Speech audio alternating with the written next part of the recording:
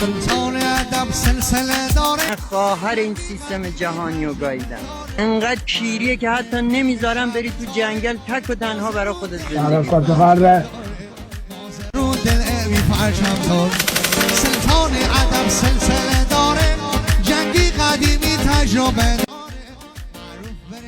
کسخل چو سخن نکرده آغاز، کس مغزی او بمانده یک راز.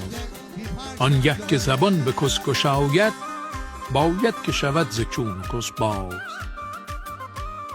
این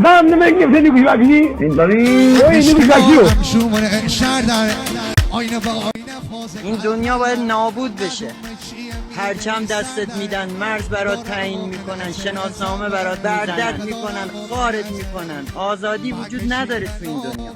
خواهر دنیاتون و خودتون رو با هم گاییدن.